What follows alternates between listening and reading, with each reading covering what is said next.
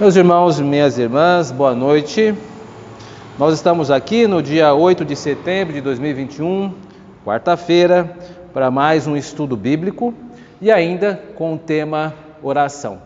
A diferença é que nos últimos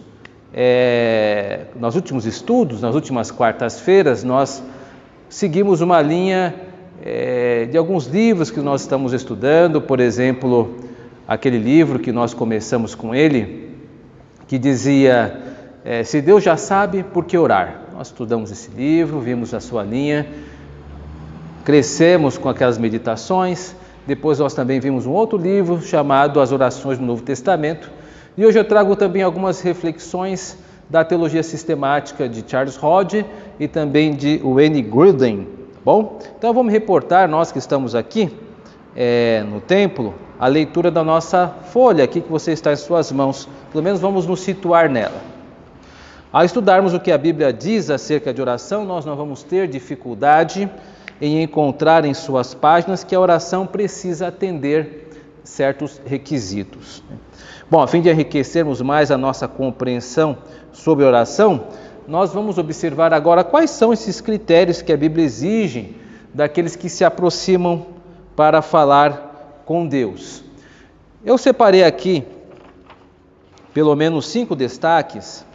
Estes destaques, eles não são ou não devem ser entendidos dessa forma rígida, hierárquica assim. Não, eles são 5 subtemas, tá? Que eles todos falam só de uma coisa, que é a oração.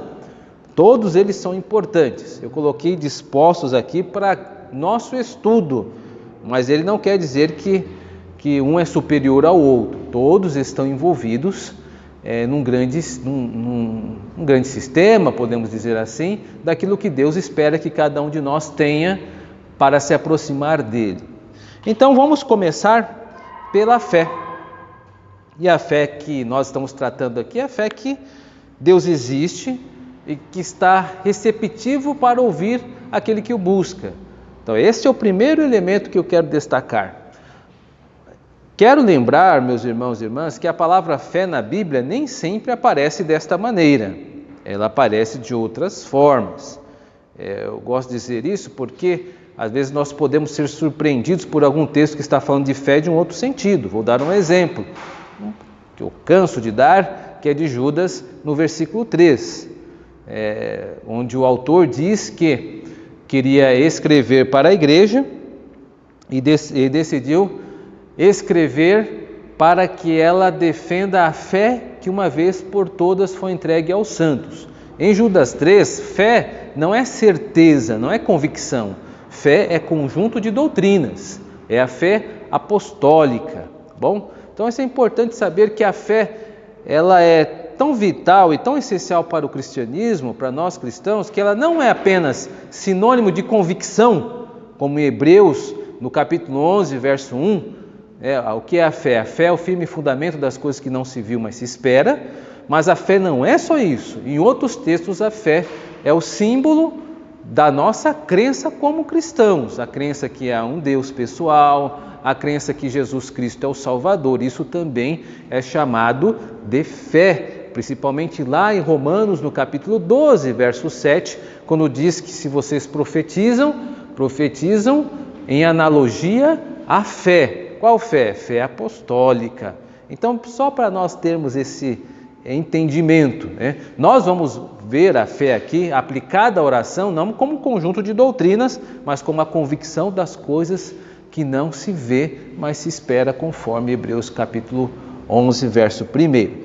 Então, tanto é que o nosso texto base aqui é retirado do capítulo 11, que diz assim, no versículo 6, de fato, sem fé é impossível agradar a Deus, porquanto é necessário que aquele que se aproxima de Deus creia que Ele existe e que se torna galardoador dos que o buscam. Continuando com o texto, a oração é uma declaração pessoal de que Deus existe. Quando oramos, estamos demonstrando a todos, caso seja uma oração pública, que vivemos sob a crença da existência de um Deus pessoal. Não é a crença na natureza, como uma indicação de panteísmo. O que é o panteísmo? O panteísmo é aquela crença de que Deus é a natureza. Ah, mas nós não cremos nisso. Cuidado, isso está muito diluído. Vou dar um exemplo. Aquele filme que levou multidões para o cinema, Avatar, ele trabalha com esta ideia, que o universo é como se fosse um Deus. Tanto é que, se vocês vão lembrar da história, os animais morrem, os personagens morrem, e eles vão se conectando com a natureza e vão retroalimentando a natureza, e como se fosse uma deidade ali. Isto é uma crença panteísta. Isso está mais presente do que a gente imagina. Também não é a crença do universo e do destino, atribuindo a uma força desconhecida de poderes sobre nós, né? Ou seja, então pense que isso também está longe. Eu estava assistindo com meus filhos aquele desenho da Disney, Kung Fu Panda, e aí qual que é a crença? Que o universo trouxe o personagem para aquela situação, né? Ou seja, o universo me trouxe. O que é o universo? O universo é a crença de uma entidade não pessoal, é uma força que ninguém sabe dizer qual é, mas que manifesta-se. Isto por exemplo, está próximo dos nossos filhos. Então veja, essas crenças, elas estão presentes na sociedade, mas nem sempre de uma forma que se auto-revela sozinho. Ela está presente, a gente precisa ter olhos para isso. Mas quando nós oramos, nós demonstramos que nós temos uma constituição, a oração é por constituição, uma fé bíblica. Não ache que isso é pouca coisa. Por exemplo, eu acho que eu já usei este exemplo, mas vou recorrê-lo novamente. Quando eu estava discipulando um amigo meu, eu disse a ele: você precisa orar. Ele disse: Ricardo, eu já tentei, mas é muito estranho ficar falando sozinho. Eu me espantei, mas ele não tinha fé o suficiente para acreditar que ele poderia estar falando com Deus em qualquer momento. Então isto é fé, é que nós naturalizamos isso. Para nós como cristãos é muito tranquilo esta compreensão, mas para o mundo não. Para o mundo de fato é loucura, porque aos olhos dele a minha oração era loucura, porque eu estou dizendo que quando eu dobro os meus joelhos eu não estou falando com Deus, ele acredita que eu estou falando sozinho. Isto é insanidade para o mundo. Então veja, o fato de você poder direcionar-se a Deus, fechar os seus olhos, ou mesmo com eles abertos, e falar com Deus, meus irmãos, isso já é manifestação do Espírito Santo de Deus nas nossas vidas. Nós precisamos valorizar esses pequenos momentos, né? Então veja, esta é a oração cristã, ela exige pelo menos essa postura. E não só isso, a oração também é uma declaração na crença da bondade de Deus. Busca-se um Deus que é galardoador. O que é galardoador? É alguém que recompensa. Pode procurar no dicionário que vai estar lá recompensa, mas na Nova Versão Internacional, na Bíblia NVI, está lá o seguinte segmento, né, que recompensa aqueles que o buscam. Quando se ora, pressupõe-se que Deus será encontrado receptivo, que Ele está nos aguardando. E mais, alguém que está interessado em recompensar essa fé. Portanto, a sua oração a Deus, como expressão de sua fé pessoal nele, é certo, biblicamente, sempre terá boa acolhida. Vá e fale com o Pai sem medo de rejeição. Isto é fantástico, é maravilhoso, porque nós não apenas acreditamos na existência de um Deus pessoal. O que é um Deus pessoal? Que Ele é uma pessoa, é um ente, Ele não é o universo, não é um acaso, mas você também declara o caráter dEle quando vai falar com Ele. Por exemplo, vamos colocar no cotidiano, o seu chefe, você já o conhece, se você tiver um trabalho, você já deve ter tido um chefe. Então, aos poucos, se você tiver um chefe ranzinza, quando você for pedir alguma coisa para ele, você vai o quê? Vai um pouco preocupado, ele não vai estar inclinado a não me atender, ele é uma pessoa implicante, então você vai se aproximar do seu chefe, às vezes com um pedido, já esperando o não. Quando nós vamos para a oração, nós criamos também uma expectativa com Deus. Então nós devemos ir até Ele como um filho vai ao pai. Mas isso é é simples? Não é. Quantas vezes nós nos aproximamos com Deus e pedimos a Ele e esquecemos do que pedimos? Ou não fazemos caso dos nossos pedidos? Deus, Ele quer que nós peçamos, mas que insistamos no pedido, porque Ele deve ser visto como alguém que deve ser buscado em persistência.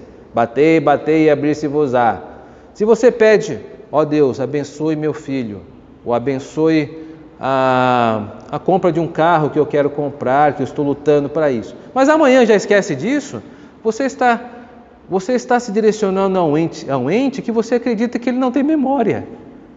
Então é totalmente compreensível você retornar na sua oração e dizer: Senhor, como eu disse ontem, eu ainda estou precisando daquele carro. Ou Senhor, como eu tenho dito ao Senhor durante esses 5 dias, eu preciso de um carro. A sua oração deve partir da ideia de que você está falando com alguém inteligente o suficiente para ter uma memória. Mas o texto está dizendo não apenas da questão de ser memória, mas uma questão de ter caráter. Ele está receptivo a nos atender. Então nós vamos fazer um pedido e nos aproximarmos de um ente bom. Ele tem um bom caráter. Então isso faz parte do componente da oração e da fé. Por isso, quando você for orar, você precisa estar consciente na maneira como você manifesta a fé em Deus. Respeite a Deus. Deus é um ser inteligente, então o que você tem pedido a Ele, continue pedindo, insistentemente. É um Deus que compreende seus sentimentos, é um Deus capaz de ser persuadido, de atender a tua oração. Eu quero abrir um parênteses, é muito diferente desse romantismo de mover o coração de Deus. Não é isso. A oração move o nosso coração para se conformar com a vontade de Deus e não o contrário. Mas enfim, o que nós estamos tratando nesse primeiro setor aqui é que nós devemos nos aproximar em oração com fé, crendo que Deus existe, e não só que Deus existe, mas na qualidade dessa existência. É um Deus inteligente e um Deus bom. Então nós devemos nos aproximar com Ele, como nos aproximamos de alguém que sabemos que nos ama, sem medo, porque Deus está cuidando de nós, sem dúvida, porque Deus, Ele com certeza está controlando todo o universo. É assim que Ele quer ser buscado. E aí, é claro que nossos sentimentos nem sempre estão em sintonia com estas coisas. Então, a oração é aquele momento de você reajustar a maneira como você está se relacionando com Deus. Um outro elemento aqui que nós separamos é por meio do nome de Jesus Cristo. Lá em 1 Timóteo 2,5 diz assim: porquanto há um só Deus e um só mediador entre Deus e os homens, Cristo Jesus, homem. Não podemos nos esquecer de que somos pessoas pecadoras. Devido ao pecado de Adão, nosso primeiro pai e representante, nós herdamos pecado e corrupção. Mas por meio de Jesus Cristo, agora temos nosso Senhor como mediador. Isso quer dizer que devido à obra mediadora de Cristo, temos a confiança de nos aproximarmos de Deus em oração. Parece pouco, mas não é. Se você fosse um presidiário, e se você tivesse cometido um delito grave e estivesse cumprindo pena, como é que você se aproximaria de Deus? Se você fosse olhar para si mesmo, supomos que tenha cometido um crime terrível, você não ia conseguir.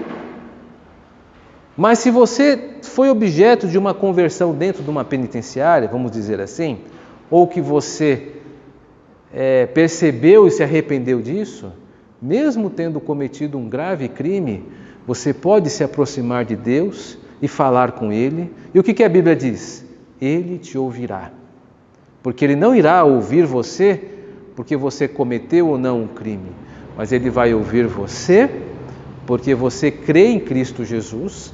E a Bíblia diz que tudo que pedires em nome dEle, Ele vai ouvi-lo. independente dos nossos méritos. O problema é que nós não acreditamos nisso às vezes, porque nós vamos errar, nós vamos cometer erros, porque nós somos pecadores. E por vezes o adversário das nossas almas irá dizer: você não é digno de orar. O que você vai fazer orando?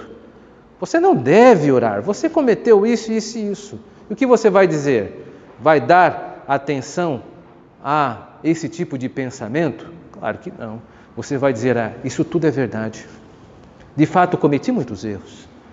Mas eu vou agora me aproximar ao Pai, não pelos meus méritos, mas pelos méritos de Cristo Jesus. E Ele que conhece o meu coração, Ele vai me ouvir, porque não estou me apresentando, eu estou sendo apresentado.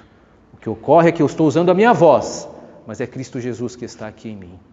Esta é a oração. Oração feita em nome de Cristo.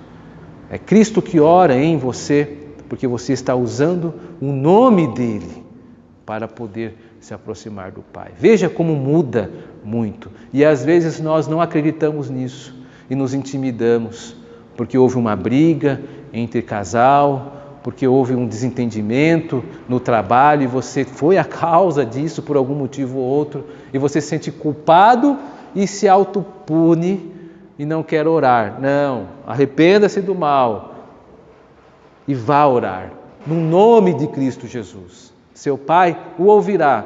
Você é um miserável pecador, uma miserável pecadora, mas Ele irá ouvi-lo por causa dos méritos de Cristo Jesus. E tudo quando pedires em meu nome, isso farei a fim de que o Pai seja glorificado no Filho. Quando fizer isso, você está mostrando que você está glorificando o Filho, porque você crê nele, não em você mesmo.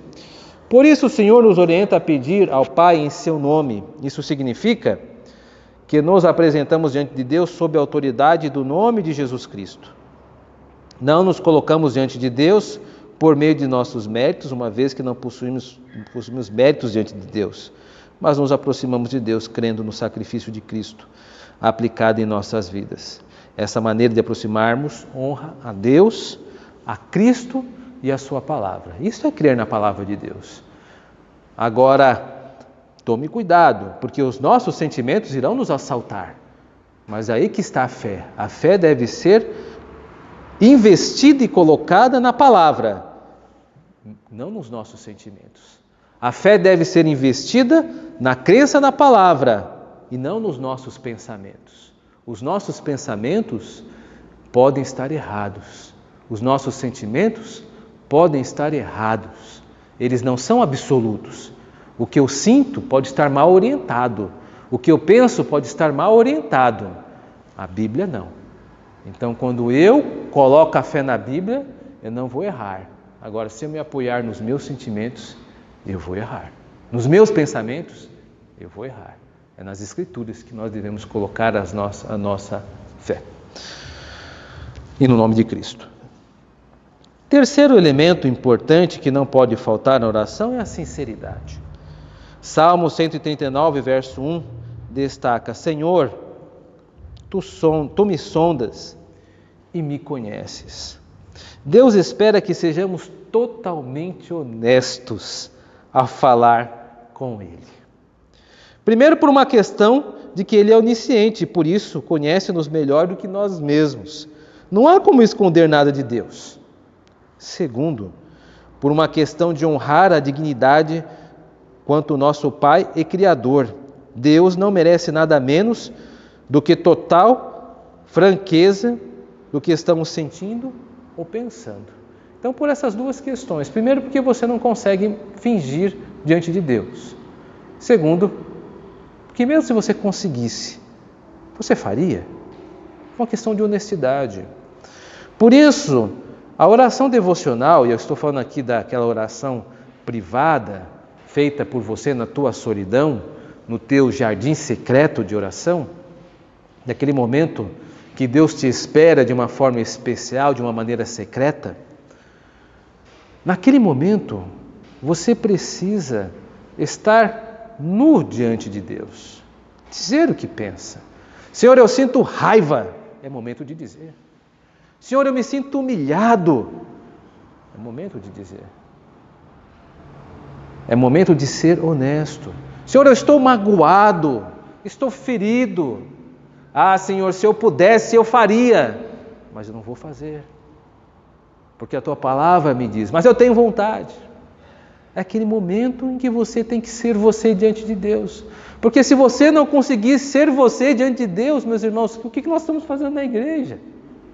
Nós precisamos ser honestos e francos diante do nosso Criador e dar a oportunidade dele curar as nossas feridas e ser honestos. Senhor, eu errei hoje e digo mais, vou errar amanhã também porque eu gostei, mas eu preciso que o Senhor me afaste desse prazer do mal, porque a tua palavra diz que é errado. Orienta o meu coração para que eu consiga ter prazer naquilo que o Senhor quer que eu tenha, mesmo eu não tendo. Isto é uma oração honesta, irmãos e irmãs. Devemos nos aproximar a Deus com honestidade e franqueza. Ele nos conhece. Nada do que você disser a Ele vai ser surpresa. É ódio, raiva, covardia. Diga a Ele. Este é o primeiro passo para a cura, para que Deus possa tratar das suas feridas. A oração é esse ambiente seguro, onde você está com Deus. Por isso que é maravilhoso ver que no texto bíblico diz que Ele está disposto a você de uma forma secreta. Os homens não sabem guardar segredo. Deus sabe. Ele não lança em rosto. É um momento de chorar, de acirrar os punhos. Aquele momento é teu momento. Não perca ele. Por isso, precisamos sempre tomar cuidado com automatismos. O que é isso? No decorrer da vida cristã, pela convivência com a igreja, acabamos incorporando em nossas falas, por vezes até inconscientemente, jargões religiosos, que primam mais pela estética do que de fato pela sinceridade com Deus. Isto é muito comum. Então nós às vezes nos dirigimos a Deus em oração de forma automática. Você liga ali a primeira marcha e vai embora, depois a segunda e vai. E você passa um tempo orando e dizendo as mesmas coisas que você disse no dia anterior, sem conteúdo. Ó Pai, graças te dou por estar aqui. O Senhor é grande, o Senhor tem nos abençoado. São palavras e afirmações verdadeiras, mas ditas com tanta frequência, de forma automática, perdem o conteúdo. Torna-se um tipo de espantalho, são ocas. Por isso, quando nós vamos orar, nós precisamos nos lembrar do que nós falamos na última oração e parar e pensar de que maneira essas palavras que vão sair agora da minha boca vão de fato refletir a qualidade da minha relação com Deus, porque depois de falar, não dá para você colocar as palavras de volta na sua boca. Você já disse, e elas revelam se você é superficial. Por isso, tomemos cuidado. Nós temos algumas expressões que nós vamos incorporando, às vezes inconscientemente. Nós dobramos nosso joelho, ó Deus, quero te agradecer por este dia, porque o Senhor foi comigo, o Senhor abençoou meu trabalho e tudo mais. E aquela coisa que você orou e tem orado incessantemente durante quase 2 anos, e você consegue dizer muita coisa sem dizer nada. É diferente dizer, Senhor, hoje foi um dia difícil e por pouco eu não cometi algo terrível. Me ajude. Você transformou a oração em um momento verdadeiro, honesto, saiu da rotina. Então, quando você for orar, toma cuidado com esses automatismos. Eles vão acontecer, porque isto são resíduos de uma vida longa cristã na igreja. É comum, você achou bonita a oração, às vezes você nem reparou. Olha, fulano orou bonito, vou orar também. Incorporou, mas depois aquilo não significa mais nada. Então tomemos cuidado com os automatismos. É um perigo que nos ronda a todos, que nas orações públicas apenas decoremos fórmulas de oração ou fragmentos de fórmulas, que ao invés de apresentar de maneira genuína nossos desejos a Deus, mas estão preocupadas em se fazerem atraentes ao público. Aqui mudamos, né? Nós estamos falando da oração devocional, mas aqui nós falamos para oração pública. Se decorar fórmulas e dizê-las de uma forma automática pode ocorrer na oração devocional, isso é muito mais comum numa oração pública. Você imagina, por exemplo, como pastor, como eu preciso me policiar, porque eu oro todo domingo. E como é que você deve proceder? Tentar fazer com que a oração seja genuína, anexando aos acontecimentos. Por isso as orações após o sermão, eu procuro lembrar do sermão para fazer a oração de acordo com o sermão, porque senão eu faço a mesma oração de todo domingo. Porque é fácil dizer algumas fórmulas que têm estética, é bonita, mas que às vezes não dizem nada. Elas precisam possuir um conteúdo de genuinidade, serem aquelas palavras para a ocasião, para aquele momento, para as pessoas. Então a nossa oração pública é um desafio muito maior do que a nossa oração devocional. Não podemos nos esquecer que as orações públicas possuem importante papel na vida litúrgica da igreja, que é da liturgia. As orações públicas precisam ser feitas de maneira que o auditório entenda. Por exemplo, como dirá o indouto amém depois da tua ação de graças, visto que não entendes o que dizes? Então, 1 Coríntios 1, primeira epístola de Coríntios, capítulo 14, verso 16, diz que a nossa oração em público deve ser inteligível. O que é inteligível? Entendível, entender. As pessoas têm que entender. Por que na igreja presbiteriana não ora todo mundo de uma vez? É uma pessoa só ora, eleva a igreja em oração e eu estou aqui, ouvindo.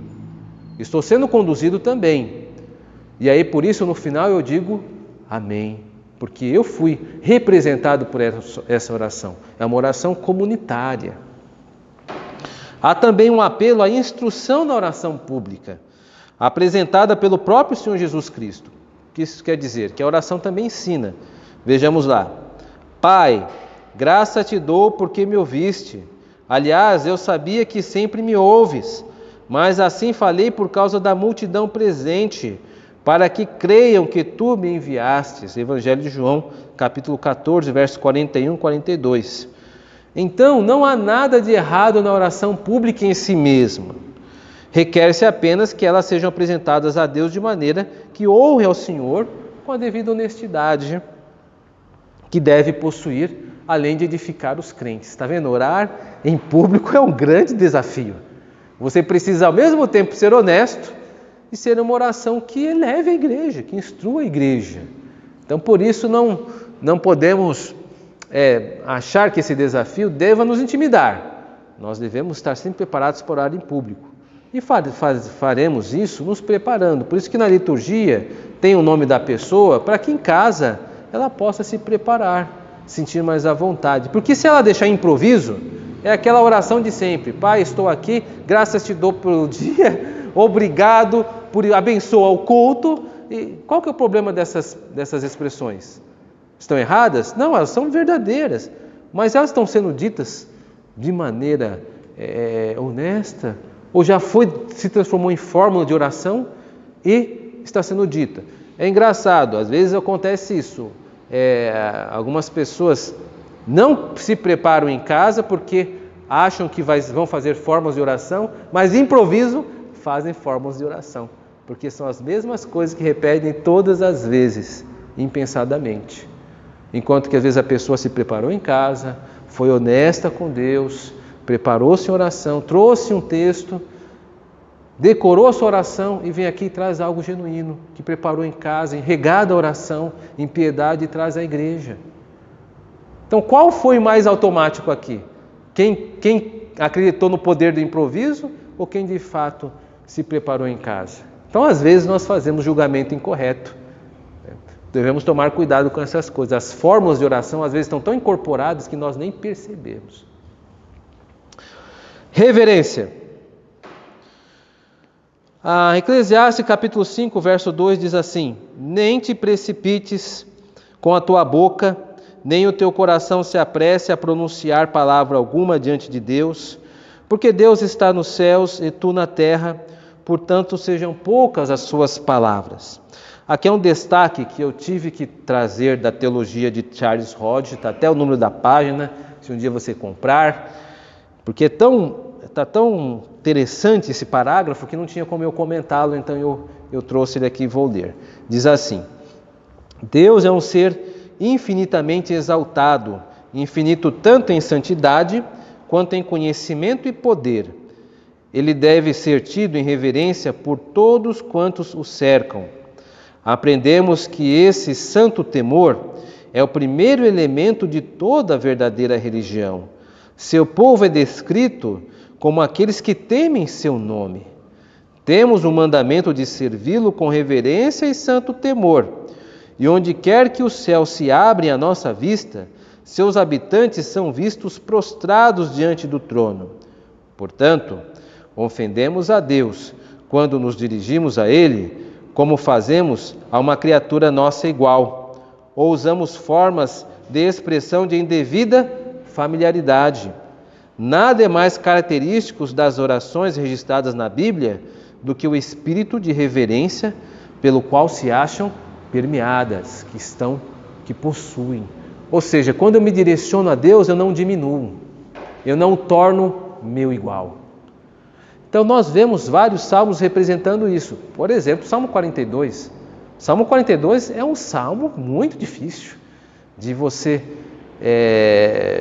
como que eu vou dizer, de você incorporar aquela teologia. Veja, primeiro porque o Salmo 42, depois você lê em casa, ele entende que ele está exilado da sua terra. Está exilado. E quem o exilou? Deus. O mesmo Deus que ele ora pedindo para que ele possa voltar para a terra santa, para Jerusalém. Os inimigos que estão lá são inimigos que zombam dele, mas ele em nenhum momento atribui aos inimigos poder sobre ele. É Deus que o colocou em uma terra estrangeira.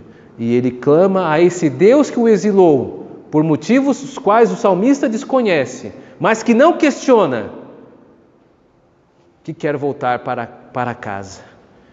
Então isto é assustador. Essa é uma crença muito madura. É ver Deus como seu próprio adversário, ou seja, está te punindo, mas ao mesmo tempo ele tem todo o direito de fazê-lo, porque ele é Deus e ele nos pune muito menos do que nós merecemos.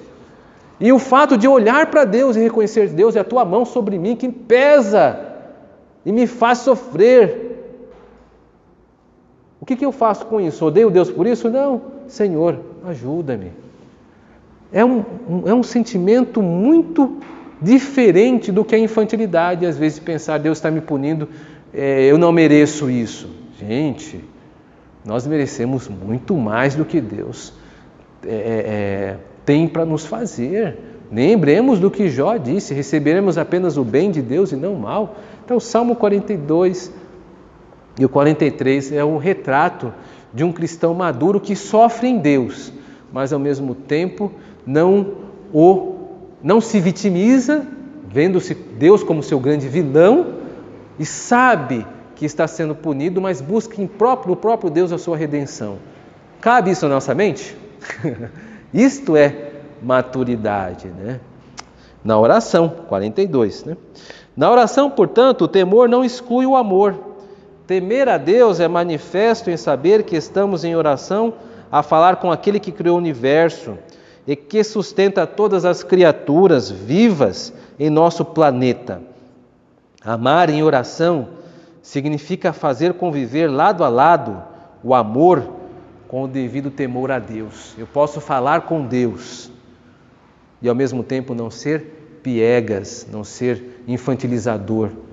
A orar a Deus e amá-lo e temer ao mesmo tempo, sabedor de que Ele é amor, mas também é fogo consumidor, a ponto de consumir a nós mesmos, se praticarmos iniquidades o suficiente que se faça necessário o julgamento de Deus em nossos dias, em nossa vida.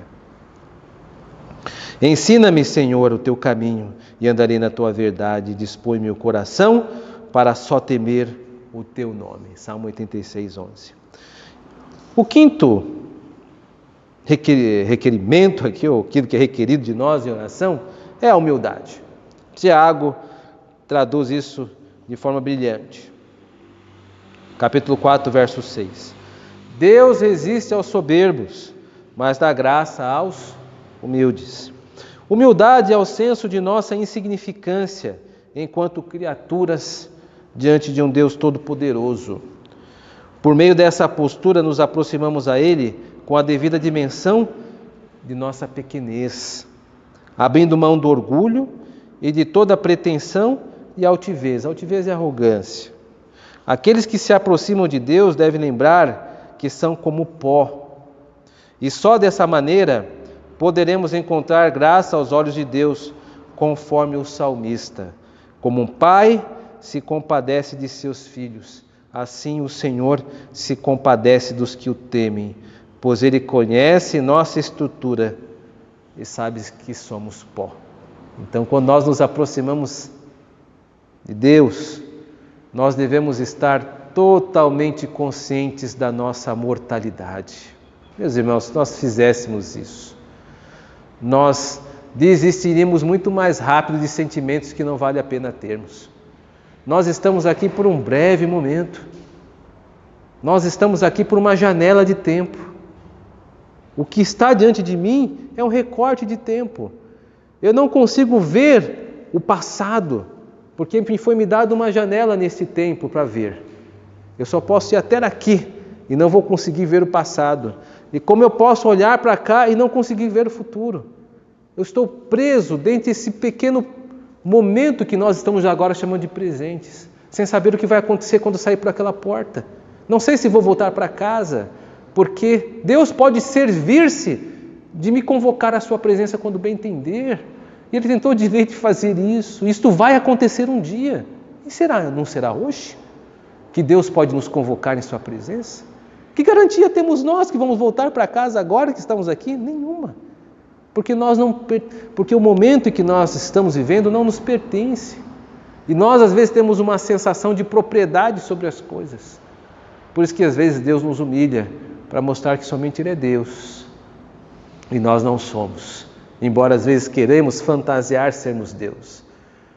Pensamos que podemos fazer as coisas e por vezes, irmãos, não podemos fazer nada. Se às vezes algumas coisas nós conseguimos viver bons momentos, estamos vivendo uma boa maré, nós devemos louvar a Deus por isso, sermos muito gratos, mas saber que a vida é feita de altos e baixos. Haverão momentos difíceis que todos nós temos que enfrentar em um momento ou outro. Nós que estamos passando o tempo, aqueles que são jovens estão num bom momento de vida, mas vão ficar velhos. As forças das pernas irão faltar, a vista irá faltar, cabelo irá cair, dentes irão cair. E o que fazer quando chegar nessa situação? Desistir de tudo? Não, a vida continua. E você vai conviver com essas limitações. A nossa vida são com essas estações, pelo seu curso normal e natural. Nós não sabemos quando Deus vai interromper isso. Então, quando nós nos dobramos em oração, precisamos estar cônscios da nossa mortalidade. Fazendo assim, eu acho que nós mudaríamos muito a nossa oração. Senhor, eu hoje estou aqui. Tem uma oração belíssima de Calvino, que é a oração noturna. Senhor, estou aqui e daqui a pouco eu vou dormir. E talvez não acorde amanhã. Passarei como um sono da morte, porque o sono é como a morte. Nós fechamos os olhos e apagamos. E eu não sei se voltarei a ver o Senhor. É uma oração belíssima. Claro que eu parafraseei, não é assim. Ele faz uma oração muito mais bonita. Mas a consciência de que todos os dias ele morre. Porque ele morre, ele vai dormir, se deita como morto em seu leito e não sabe se vai levantar. Meus irmãos, isso muda a forma como vamos orar. Nós deixamos de nos aproximar a Deus como reis e nos aproximamos de fato, investido do verdadeiro sentimento de servidão. Esse sentimento que nos escapa, porque a nossa vida, a vida do homem moderno, quer nos fazer crer que somos reis, quando nós somos o quê? Escravos. Ou do pecado de Satanás, ou de Cristo. E é na oração que você vai manifestar isso. Portanto, meus irmãos e irmãs, esses são alguns elementos que com certeza constituem o seu falar com Deus. E se não constituem, deve constituir. Em um momento ou outro, você irá manifestar esses elementos. Isso aqui não é uma lista para que cada momento você siga de forma rígida. Não é isso, não é o propósito desse estudo. O propósito desse estudo é mostrar que numa oração existe muito mais do que a gente imagina. E se nós tivéssemos apenas um pouco desse fragmento capturado, nós dobraríamos os nossos joelhos e nunca nos levantaríamos iguais da forma como nós nos dobramos. Cada vez nós sairíamos diferentes, porque nos encontraríamos com Deus, cônscio de quem Ele é e de quem nós somos. Esse é o meu desejo que nós oremos ao nosso Pai com esses devidos sentimentos e que o Espírito Santo faça de você uma pessoa de oração, uma pessoa que busque ao Pai e que seja também recompensado por Ele nesses momentos secretos que você há de ter. Que Deus nos abençoe. Amém.